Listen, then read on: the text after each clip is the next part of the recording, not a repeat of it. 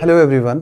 So my dear friends, most of the times I get a question regarding how to choose optional subject for civil services exam preparation. ठीक है, तो आज मैं इस question को बहुत डिटेल में डिस्कस करूंगा आपके साथ, क्योंकि ऑप्शनल सब्जेक्ट को चूज करना मेरे हिसाब से यूपीएससी या सिविल सर्विसेज की प्रिपरेशन से रिलेटेड जितने भी आप डिसीजंस लेते हो उनमें से one of the primary decision is how to choose your optional subject.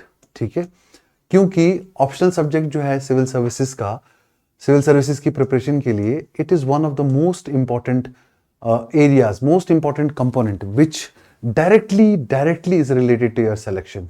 GS से आपको अच्छा रैंक आ सकता है, नो डाउट, लेकिन ऑप्शनल सब्जेक्ट के बगैर आपकी सिलेक्शन नहीं हो सकती. क्यों? क्योंकि आपका ऑप्शनल सब्जेक्ट सबसे पहले 500 मार्क्स का होता है. ठीक है, क्यों? पहली चीज है ये 500 मार्क्स का आपका पेपर है. ठीक है, तो इतने सारे मार्क्स एक साथ हैं और ये आपका एरिया ऑफ एक्सपर्टीज माना जाता है कि आप इस एरिया में आप एक्सपर्टीज रखते हो, तो जितना मैक्सिमम आप इसमें स्कोर कर सकते हो. ठीक है, कई सारे लोग 300 प्लस भी स्कोर कर लेते हैं अपने ऑप्शनल के मार्क्स में. ठीक है, एंड प्लस इसका सिलेबस जो है वो डिफाइंड होता है. जीएस में जो है वो बहुत ज्यादा अनडिफाइंड चीजें भी है, बहुत ज्यादा इनसाइड द थिंग्स भी है, बिटवीन द लाइंस भी है. लेकिन ऑप्शनल सब्जेक्ट में कैटेगोरिकली टॉपिक्स मेंशन्ड है, करंट अफेयर्स भी हैं, तो वो भी पता है कि कौन से एरियाज से क्वेश्चंस आ सकते हैं. ठीक है, और ये वाला जो है आपका जितना भी प्रिपरेशन का टाइम पीरियड का इसमें आपका 1/3 जो है वो ऑप्शनल को ही डेडिकेट करना है. क्योंकि अगर आप देखोगे ये इतना टाइम लेने के बाद आपको मार्क्स भी बहुत ज्यादा देगा. कभी कभी जीएस के टोटल मार्क्स जो हैं उसके हाफ से ज्यादा मार्क्स आपके ऑप्शनल में होते हैं. समझ रहे हो मेरी बात को? तो ये इसलिए ऑप्शनल सब्जेक्ट बहुत ही ज्यादा इंपॉर्टेंट है. और कैसे चूज करना है ऑप्शनल सब्जेक्ट को, ये सबसे बड़ा डिसीजन होता है. ठीक है, इसमें दो चीजें होती हैं, हाउ टू चूज. ओके, इसमें दो चीजें होती हैं. ठीक है, डिसीजंस हमेशा जब हमारे डिसीजन होते हैं वो बेस्ड ऑन इमोशंस होते हैं और दूसरा होता है बेस्ड ऑन रैशनैलिटी. ठीक है, अब आप क्या सोचते हैं कि कभी कभी ऐसा सोचते हैं कि हमको एक सब्जेक्ट में इंटरेस्ट नहीं है लेकिन हमको अटैचमेंट है, क्योंकि ग्रेजुएशन में पढ़ा, पोस्ट ग्रेजुएशन में पढ़ा, तो अटैचमेंट को साइड रहने दो. क्योंकि अटैचमेंट से क्वालिफाई नहीं होना, आपने पढ़ने से क्वालिफाई होना है. ठीक है, पढ़ के जब आप क्वालिफाई करोगे उसके लिए आपको रैशनैलिटी को प्रायोरिटी रखना है. ठीक है, बहुत ही रैशनल डिसीजन लेना है, जरूरी है आपके लिए. ठीक है, अब रैशनल डिसीजन लेने के लिए आपको क्या क्या करना पड़ेगा. सबसे पहले आपको एक प्रोबेबल लिस्ट बनानी है कि ये प्रोबेबल लिस्ट जो है वो बनती है 2 या 3 ऑप्शनल्स की. प्रोबेबल लिस्ट ऑफ 2 और 3 ऑप्शनल्स, 2-3 ऑप्शनल्स जो आपको लगते हैं कि ये वाले ऑप्शनल्स लिए जा सकते हैं. ठीक है, प्रोबेबल लिस्ट जब आप बनाएंगे उनमें से उस प्रोबेबल लिस्ट में आपको शॉर्ट लिस्ट करना है. ठीक है, शॉर्ट लिस्ट करना है. ठीक है, क्यों शॉर्ट लिस्ट करना है? क्योंकि रखना तो एक ही है, सारे तो रख नहीं सकते. अब प्रोबेबल लिस्ट जब आपने बना ली तो अब आपको यहां से फिल्टर आउट करना जो है वो इजी हो जाएगा. अब ये शॉर्ट लिस्ट करने के लिए क्राइटेरिया क्या होना चाहिए? ठीक है, what shall be the criteria for shortlisting your optional. Shortlist कर लिया आपने, अब डिसीजन फाइनलाइज करना है. ठीक है, तो क्राइटेरिया क्या होता है? लाइफ पार्टनर को चूज करने के लिए जैसे कुंडली मिलाते हैं, ठीक इस तरह से ऑप्शनल को सिलेक्ट करने के लिए भी कुंडली मैच करना पड़ेगा. ठीक है, क्योंकि एकदम यूपीएससी की प्रिपरेशन में ऑप्शनल सेलेक्ट करना, रियल लाइफ में लाइफ पार्टनर सेलेक्ट करना बहुत ही रिलेटेड फिनोमेनास है. गलत हो गया डिसीजन तो एक तो साथ नहीं छोड़ेगा, सक्सेसफुल भी होने नहीं देगा और पूरी प्रिपरेशन की जर्नी में सताएगा भी. ठीक हो गया? और it is very difficult to change optional after giving 1, 2 और 3 attempts in a particular optional.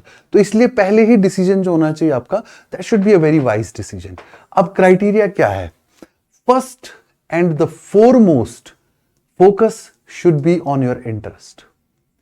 अगर आपको कोई ऑप्शनल बहुत इंटरेस्टिंग लगता है और आपको उसमें पढ़ने में इंटरेस्ट आ रहा है और आपको वो पढ़ के मजा आता है, तो ये आपकी प्रिपरेशन की जर्नी को एंटरटेनमेंट में कन्वर्ट कर देगा. You will always enjoy, it will be entertaining and you will enjoy your preparation journey, आपकी जर्नी जो है वो बर्डन नहीं बन जाएगी, ठीक है। लेकिन अगर ऐसा ऑप्शनल चूज करा कि वो मेरे एजुकेशनल बैकग्राउंड में था, मैं उसके साथ बहुत अच्छा अटैच था, क्या पढ़ते थे क्या लिखते थे, लेकिन उधर से आपको उसमें इंटरेस्ट नहीं है, वो आपके ऊपर बर्डन बन सकता है, ठीक है। इंटरेस्ट के बाद सेकंड चीज देख लो कि अगर वो आपके एजुकेशनल बैकग्राउंड में रहा हो, वो एक एडिशनल बोनस है। If that subject is in your educational background, तो वो एक एडिड बोनस है। ये क्या है? एक एडिड बोनस है। मैंने आपको पहले ही बता दिया कि एजुकेशनल बैकग्राउंड पहला क्राइटेरिया नहीं होना चाहिए। इंटरेस्ट है उस सब्जेक्ट में या नहीं है, ये पहला क्राइटेरिया होना चाहिए। अगर फिर वो आपका सब्जेक्ट एजुकेशनल बैकग्राउंड में भी है, तो ये एक एडिड एडवांटेज देगा आपको ओवर द अदर ऑप्शनल्स, ठीक है। तीसरा आपने देखना है अवेलेबल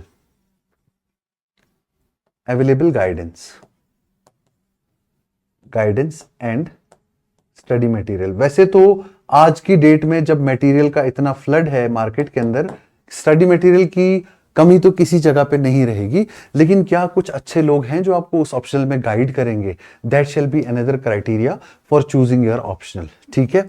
उसके बाद उस ऑप्शनल का दो चीजें जो है वो लास्ट पे कंसीडर करनी है। एक हो गया उस ऑप्शनल का रेलेवेंस इन जनरल स्टडीज। वैसे तो हर ऑप्शनल कहीं ना कहीं से कनेक्ट होता है जनरल स्टडीज के साथ। जैसे मैं बात करूं एंथ्रोपोलॉजी की, तो वो थोड़ा बहुत एंशिएंट हिस्ट्री से कनेक्ट हो जाता है, थोड़ा बहुत सोशल इश्यूज से कनेक्ट हो जाता है, और कुछ जो है आपका बाकी इश्यूज जैसे tribal issues, current issue, tribal policies, forest policies, उसमें कनेक्ट हो जाता है। वैसे अगर मैं पॉलिटिकल साइंस की बात करूं, आईआर में कनेक्ट हो जाता है, इंडियन पॉलिटी में कनेक्ट हो जाता है, ठीक है। हिस्ट्री की बात करूं, ancient, medieval, modern, art and culture, सारी जगह पे जीएस में कनेक्ट हो जाता है।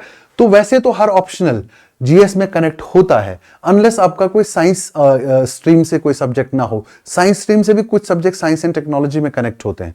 मैथमेटिक्स का कुछ एरिया, कुछ पोर्शन हेल्प करता है आपको सीसेट में। तो हर सब्जेक्ट जीएस से कहीं ना कहीं लिंक हो ही जाता है। लेकिन अगर दो ऑप्शनल में कंफ्यूज हो रहे हो कि दोनों ऑप्शंस में बराबर इंटरेस्ट आ रहा है, एजुकेशनल बैकग्राउंड में भी दोनों थे या दोनों नहीं थे, अवेलेबल गाइडेंस और मटेरियल भी एम्पल है, फिर देखो कि जीएस में ज्यादा हेल्प कौन कर रहा है, ठीक है। तो फिर जाके उस ऑप्शनल पे आप फोकस करो, रेलेवेंस इन जीएस, ठीक है। और least consideration should be given to success rate. Why least consideration should be given to success rate? क्योंकि ऐसा भी हुआ है कभी कि बहुत सारे लोग ये कहें कि इस ऑप्शनल से बच्चे सेलेक्ट नहीं हुए, लेकिन अगर 10% ही सेलेक्ट हुए हैं तो वो टॉपर्स में भी आए हैं, ठीक है। और ऐसा भी हुआ है कि एक ऑप्शनल से बहुत ज्यादा बच्चे सेलेक्ट हो गए, लेकिन फिर आप देखो उसमें अपीयर कितने हुए हो, तो वो आपको ह्यूज नंबर्स में मिलेंगे।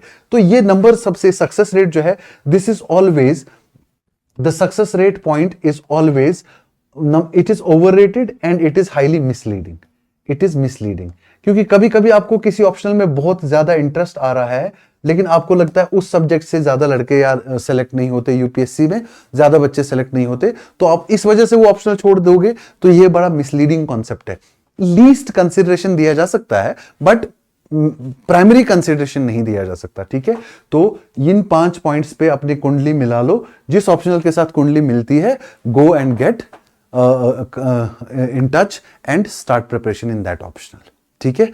क्योंकि मैंने आपको पहले ही कहा, ऑप्शनल सब्जेक्ट जो है ये आपकी जर्नी को डिसाइड करेगा। उधर जीएस पढ़ोगे, ऑप्शनल का स्ट्रेस हमेशा सताता रहेगा अगर डिसीजन गलत हुआ होगा, ठीक है। So this is the best strategy to choose your optional, ठीक है। इसके अलावा अगर आपको ऑप्शनल्स पे लेना है, क्वेश्चंस चाहिए, कौन सा ऑप्शनल किस तरीके का है, किस तरीके से है, क्या ऑप्शनल चूज किया जाए, शॉर्ट लिस्टेड है, कमेंट बॉक्स में कमेंट्स ड्रॉप करो, तो I can give you answers कि किस ऑप्शंस के पॉजिटिव्स नेगेटिव्स दोनों हैं, तो आपको थोड़ा सा डिसीजन मेकिंग में और ज्यादा ईज हो जाएगा, ठीक है।